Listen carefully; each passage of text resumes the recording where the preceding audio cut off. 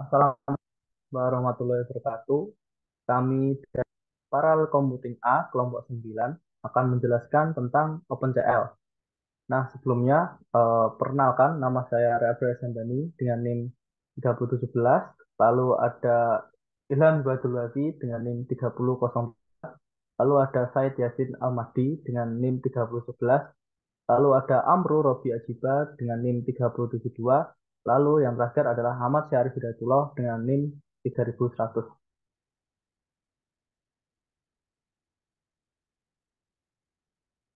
Lalu ada beberapa pembahasan di OpenCL ini.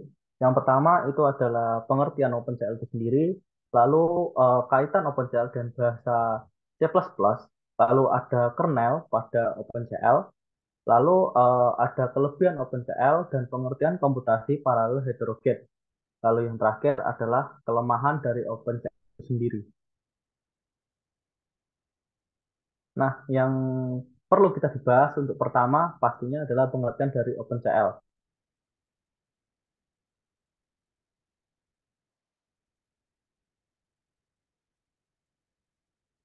Lalu pengertian OpenCL ini kami ada 3 poin ya. Poin yang pertama itu adalah OpenCL itu eh, yaitu Open Computing Language, yang dimana OpenCL ini adalah sebuah framework yang digunakan untuk menulis program yang dapat dijalankan pada perangkat keras yang heterogen seperti Central Processing Unit atau CPU, lalu ada Graphing Processing Unit atau GPU, lalu ada Digital Signal Processor atau DSP, lalu ada File Programmable Gate Array atau FPGA, dan peningkatan kecepatan perangkat keras lainnya.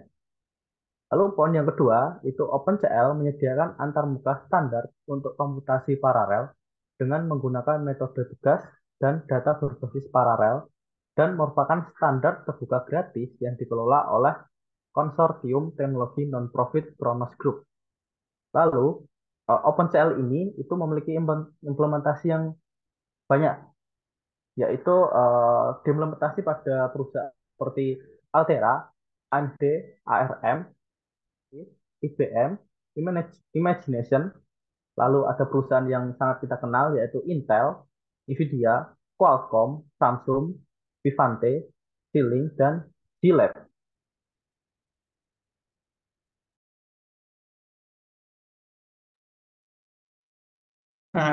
Oke, berikutnya adalah kaitan OpenCL dengan bahasa C++.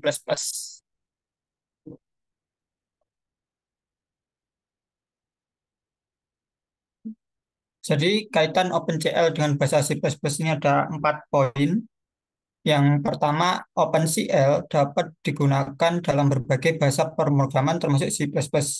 Bahasa pemrograman C++ sering digunakan dalam pemrograman paralel karena dukungan bahasa yang kuat dan mudah diimplementasikan.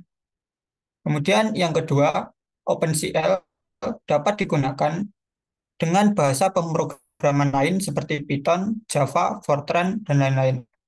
Lalu yang ketiga, eh, alternatif framework seperti CUDA dan NVIDIA dan ROCm dari AMD yang memiliki fokus pada komputasi paralel di GPU mereka. Dan yang terakhir, eh, OpenCL adalah standar terbuka yang dapat digunakan pada berbagai platform dan perangkat keras, sehingga bisa menjadi pilihan yang lebih fleksibel dan portable dalam mengembangkan aplikasi paralel.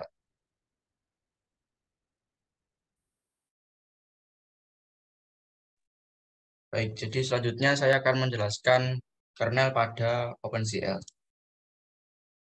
Jadi, kernel pada OpenCL sendiri adalah sebuah program komputasi paralel yang dijalankan pada perangkat keras yang mendukung OpenCL seperti CPU atau GPU yang seperti sudah dijelaskan oleh teman saya sebelumnya tadi. Jadi, kernel kernel ini biasanya itu ditulis dalam bahasa OpenCL C. Itu menyediakan algoritma paralel untuk memproses data dalam bentuk vektor atau matriks seperti itu. Jadi nanti data yang akan diproses itu nanti bentuknya seperti matriks-matriks atau vektor-vektor seperti itu. Kemudian ini ada contoh contoh sederhana dari penerapan kernel dari OpenCL sendiri. Jadi di sini kita akan menjumlahkan dua vektor. Jadi contoh eh, contoh kernel yang bisa dilakukan seperti ini. Jadi kernel ini nantinya akan menerima 3 argumen, yaitu dua vektor A dan B, dan hasil penjumlahannya disimpan dalam vektor result, dan ukuran size-nya nanti itu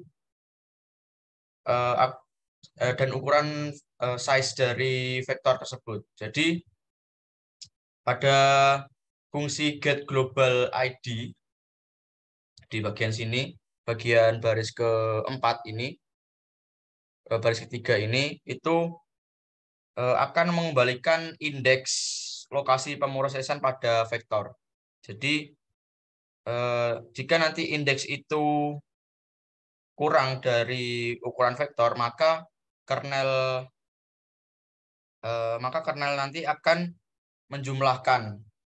Jadi akan menjumlahkan elemen pada indeks tersebut pada A dan B. Jadi di sini pada A di sini dan juga B di sini. Jadi nanti setelah dijumlahkan akan disimpan hasilnya pada result di sini. Result I di sini. Di A dan di B di sini. Kemudian setelah kernel itu ditulis, nanti dia itu harus dikompilasi dan dimuat lagi ke dalam perangkat keras yang mendukung OpenCL. Jadi setelah digunakan nanti akan dikompilasikan seperti itu. Kemudian data vektor yang akan diproses itu akan dikirimkan ke perangkat itu, dan kernel akan dijalankan secara paralel pada masing-masing elemen vektor untuk menghitung hasilnya seperti itu. Jadi kurang lebih kami di sini mengimplementasikannya hanya sederhana saja untuk menjumlahkan dua vektor saja seperti itu kurang lebihnya.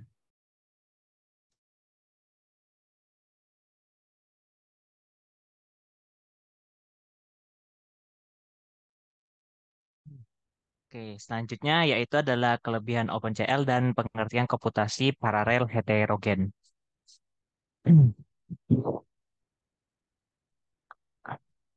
Gini. Oke, apa sih kelebihannya OpenCL di sini? Nah, kelebihan OpenCL di sini ada banyak ya. Yang pertama itu ada compatible dengan berbagai jenis perangkat keras ya, kayak seperti CPU, si- kayak GPU, DSP, dan FPGA. Nah, yang kedua itu dia tuh memiliki portabilitas yang tinggi.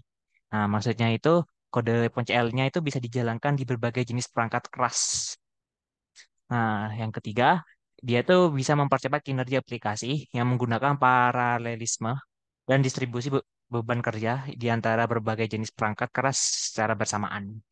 Yang keempat, yaitu memiliki framework yang relatif mudah, digunakan untuk diimplementasikan menggunakan bahasa OpenCL-C. Yang terakhir, yaitu standar terbuka dan gratis untuk digunakan.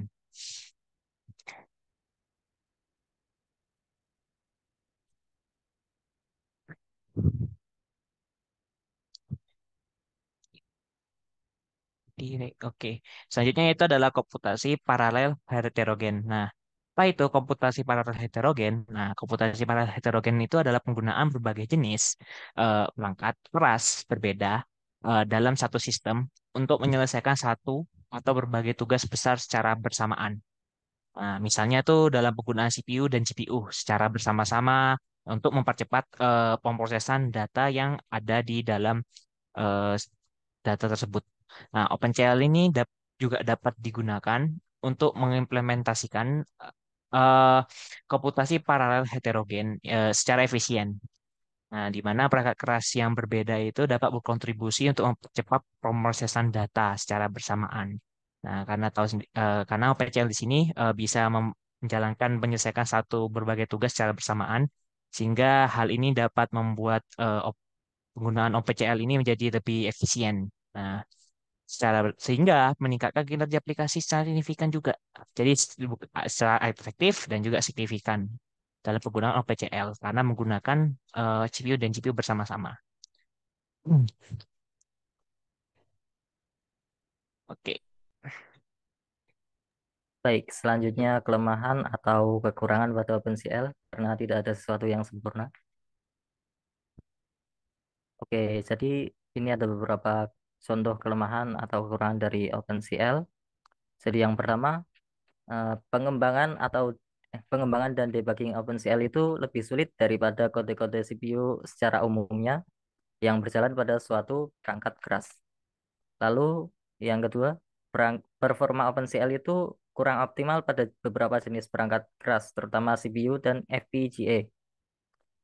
Jadi yang ke lalu yang ketiga, setiap vendor perangkat keras mungkin memiliki versi OpenCL yang berbeda dan mungkin tidak sesuai dengan versi yang digunakan oleh aplikasi tertentu. Jadi beberapa aplikasi biasanya memiliki syarat minimal misalkan OpenCL 2.0 atau 1.8 atau yang lain. Lalu jika tidak sesuai, ya kinerjanya kurang optimal nantinya. Lalu setiap vendor itu biasanya memiliki versi OpenCL yang berbeda. Misalkan di Intel dia menggunakan 2.2, tapi di AMD yang seri agak lama menggunakan 2.0. Jadi performanya tergantung pada CPU, GPU, dan FPGA setiap perangkat keras.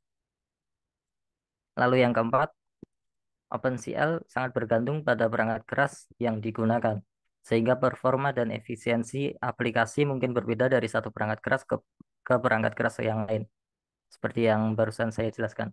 Lalu yang terakhir, bahasa OpenCL itu memiliki sintaks yang lebih kompleks dibandingkan dengan bahasa konvensional seperti C++ atau Python, sehingga memerlukan waktu dan usaha untuk mempelajarinya. Jadi walaupun OpenCL ini kompatibel dengan berbagai perangkat keras, tapi kinerja dari OpenCL ini tergantung pada kemampuan perangkat keras itu sendiri, terutama yang digunakan untuk memproses OpenCL. Mungkin cukup sekian dari kelompok kami.